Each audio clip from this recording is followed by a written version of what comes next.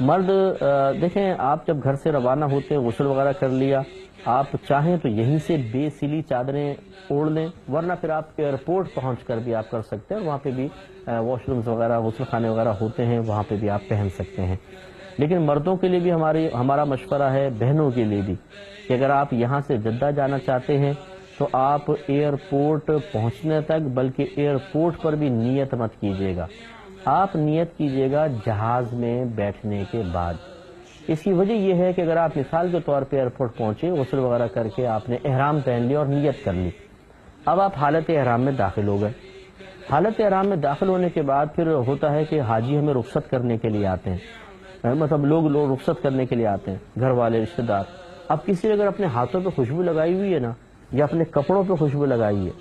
اور آپ حالت احرام میں آ چکے ہیں، نیت کر چکے ہیں عمرے کی، آپ اس سے گلے ملے یا آپ نے ہاتھ ملایا اور آپ کے ہاتھ پہ خوشبو لگ گئی کپڑوں پہ، تو آپ پہ دم لازم ہو جائے گا، بکرا ذبح کرنا پڑے گا، دمبا ذبح کرنا پڑے گا حدود حرم میں جا کر، اور وہ کافی مہنگا ہوتا ہے۔ تو اسی طریقے سے لوگ گلاب کے ہار ڈالتے ہیں، حاجی صاحب کو جاتے ہوئے بھی ڈالتے ہیں۔ اگر آپ نے احرام کی نیت کی ہوگی تو وہ خوشبودار گلاب پہننے سے خوشبو آ جائے گی کپڑوں کے اندر، تو اس میں بھی مسئلہ ہو سکتا ہے۔ اس لیے ہمارا مشورہ یہ ہوگا کہ آپ احرام پہن ضرور لیں، اور لیکن نیت ابھی نہ کریں، نیت آپ جہاز میں بیٹھنے کے بعد کیجیے گا۔ چنانچہ اب آپ نے پہلے بے سلی چادریں پہن لی، آپ اس کے بعد چونکہ ابھی آپ حالت احرام میں نہیں آئے، مثال کے طور پر اگر آپ نے نیت نہیں کی ہے تو مرد حضرات ان چادروں کو پہننے کے بعد اگر مکروہ وقت نہ ہو تو 2 رکعت نوافل پڑھیں گے، نفل نماز پڑھیں گے احرام کی،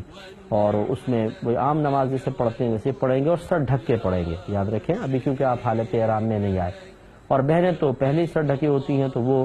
مطلب 2 رکعت وہ بھی پڑھ لیں۔ لیکن اگر کوئی بہن حالت حیض میں ہے، جیسے کہ پہلے ہماری بات ہوئی تھی، تو نیت تو وہ کر سکتی ہیں، لیکن وہ یہ نماز نہیں پڑھ سکتی، کیونکہ حالت حیض میں نماز پڑھنا عورت کے لیے منع ہوتا ہے۔ لہٰذا اب آپ نے نماز وغیرہ پڑھ کے فارغ ہو گئے، اب آپ جہاز میں بیٹھ کے نیت کریں۔ اچھا، بعض حاجی حضرات ایسے ہوتے ہیں، مرد حضرات کی میں بات عرض کر رہا ہوں، کہ وہ یہ سمجھتے ہیں کہ سیدھا کندھا کھلا رکھنا ہر وقت حاجی کے لیے سنت ہے، لہذا وہ احرام پہنتے ہی ایسا ہے کہ وہ یوں اس طرح ایک پلو تو یہاں ڈال لیتے ہیں الٹا، دوسرا یہ بغل کے نیچے سے نکال کر اور یہ ڈالتے ہیں، اور یہ کندھا پورا کھلا رہتا ہے ان کا، اور وہ سمجھتے ہیں کہ وہ سنت ہے۔ یاد رکھیں کہ یہ تو صرف طواف کے وقت سنت ہے، جو میں وقت آپ کو بتا دوں گا کہ طواف کے آغاز سے پہلے اس کو کہتے ہیں ادتباع، بود ہے یہ، الف بود قو با الف عین، ادتباع، یہ صرف طواف سے پہلے سنت کریمہ ہوتا ہے، عام حالت میں نہیں۔ عام حالت میں حاجی کو اپنا کندھا چھپا کے ہی رکھنا ہوتا ہے، بلکہ اگر آپ نماز ادا کر رہے ہیں، مثال کے طور پہ احرام پہن لیا، اب آپ نماز پڑھنا چاہتے ہیں اور کندھا کھلا ہوا ہے، تو یاد رکھیں مکروہ تحریمی قرار دیا گیا ہے ایسی نماز کو، یعنی گناہگار ہوں گے، لہذا کندھا آپ ڈھکے رہنے دیں، اس کو کھولے نہیں۔ ابھی آپ احرام کی نیت بھی نہ کریں، ملیں لوگوں سے، ملاقاتیں کریں، فارغ ہوں۔ اب اس کے بعد آپ دھڑکتے دل کے ساتھ کسٹم وغیرہ سے فارغ ہو کر جہاز میں بیٹھ جائیں، جب بالکل پرسکون ہو جائیں، اس کے بعد اب آپ احرام کی نیت کریں، اور نیت آپ کو پتہ ہے کہ دل کے پختہ ارادے کو کہتے ہیں، نیت دل کے پختہ ارادے کو کہتے ہیں۔ نیت کے الفاظ کا نام نہیں ہے بلکہ ارادے کا ہے، آپ دل میں پختہ ارادہ کر لیں کہ اللہ تعالیٰ میں تیری رضا کی خاطر عمرے کی نیت کرتا ہوں، بس جیسی ہی آپ یہ نیت کریں گے آپ حالت احرام میں آئیں گے، ٹھیک ہے؟ تو ضروری نہیں ہے الفاظ ادا کرنا، لیکن اگر آپ کرنا چاہیں تو اس طرح کی کوئی بھی کتاب اپنے پاس آپ رکھیں جس میں نیت کو الفاظ کی شکل میں بھی لکھا گیا ہو، اس کو آپ پڑھ بھی سکتے ہیں، لیکن دل میں ارادہ موجود کرنا، اس کو حاضر کرنا انتہائی ضروری ہے۔ تو عمرے کی جو نیت کے الفاظ ہیں وہ یہ ہیں: اللہم انی ارید العمرۃ فیسرھا لی وتقبلھا منی واعنی علیھا وبارک لی فیھا نویت العمرۃ واحرمت بھا للہ تعالی، یعنی اے اللہ میں عمرے کا ارادہ کرتا ہوں، میرے لیے اسے آسان فرما دے اور اسے میری جانب سے قبول فرما، اور اس کی درست ادائیگی پر میری مدد کر۔ اور اسے میرے لیے بابرکت بنا دے۔ میں نے عمرے کی نیت کی اور اللہ تعالی کے لیے اس کا احرام باندھا۔ یاد رکھیں کہ جب آپ یہ نیت کر چکے، اس کے بعد کم از کم ایک بار تلبیہ پڑھنا واجب ہوتا ہے، اور 3 بار سنت کریمہ ہے۔ تلبیہ وہی ہے، لبیک اللہم لبیک لبیک لا شریک لک لبیک ان الحمد والنعمت لک والملک لا شریک لک۔ ایک بار پڑھنا واجب ہے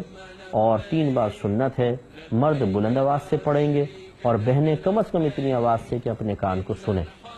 اگر آپ نے صرف تلبیہ پڑھا، نیت نہیں، حالت احرام میں نہیں آئیں گے۔ اگر آپ نے نیت کر لی لیکن تلبیہ نہیں پڑھا تو پھر بھی حالت احرام میں نہیں آئیں گے۔ گویا کہ دونوں ایک دوسرے کے ساتھ لازم و ملزوم ہیں۔ پہلے آپ نیت کر لیں اور اس کے بعد ایک دفعہ بلند آواز سے پڑھنا تو واجب ہے، 3 دفعہ پڑھ لیں تو سنت بھی ادا ہو جائے گی، اور پھر آپ یہ تلبیہ وقتاً فوقتاً جاری رکھیں جب تک کہ آپ طواف تک نہ پہنچ جائیں، تب تک آپ اس کو پڑھتے رہیں گے۔ یہ یاد رکھیں، حضرت زید بن خالد رضی اللہ تعالی عنہ سے مروی ہے کہ نبی کریم صلی اللہ علیہ وسلم نے ارشاد فرمایا کہ جبرائیل نے مجھ سے آ کر کہا کہ اپنے اصحاب کو حکم دیجئے کہ لبیک میں اپنی آوازیں بلند کریں کہ یہ حج کا شعار ہے۔ یہ ابن ماجہ کی روایت ہے، گویا کہ آواز بلند کرنا، لیکن مردوں کے لیے جیسے میں نے بتایا سنت کریمہ ہوتا ہے، اور عورتوں کے لیے بہتر ہے کہ وہ اتنی آواز سے کہیں کہ اپنے کان سن لیں۔ اور تلبیہ کے بعد پھر نبی کریم صلی اللہ علیہ وسلم کا دعا مانگنا بھی ثابت ہے، سنت سے ہے۔ اس میں سرکار نے اللہ تعالیٰ کی رضا کو طلب کیا، جنت کے حصول کی تمنا کا اظہار کیا، دوزخ سے اور عذاب سے محفوظ رہنے کی آپ نے دعا مانگی۔ تو حاجی کو چاہیے کہ وہ بھی ان چیزوں کو کرے۔ اچھا، اب ایک تھوڑی سی میں احتیاط عرض کر دیتا ہوں، اور اس کے بعد پھر حالت احرام میں جو ممنوعہ کام ہوتے ہیں وہ بہت غور سے اس کو سنیے گا، ان کو ذہن میں رکھنا بہت ضروری ہے۔ یاد رکھیں کہ مرد کے لیے یہ جو ناف کا ہمارا سوراخ ہوتا ہے، اس کے بالکل نیچے سے ستر اسٹارٹ ہو جاتا ہے۔ یہ سوراخ تو ستر میں داخل نہیں ہے، اس کے نیچے سے اسٹارٹ ہوتا ہے، لیکن پھر نیچے گھٹنوں تک ہے، یعنی گھٹنے شامل ہیں، ناف کا سوراخ اس میں شامل نہیں ہے۔ تو یہ جو پورا حصہ بدن ہے، یہ ایک مرد کو دوسرے مرد سے چھپانا، دوسرے مرد سے بھی چھپانا فرض ہوتا ہے۔ اس کو ستر کہتے ہیں، ستر کی حفاظت کریں۔ اب ہوتا یہ ہے کہ چونکہ مطلب ہمیں عادت بھی نہیں ہوتی تہبند پہننے کی، اکثر ایسے ہی ہوتا ہے،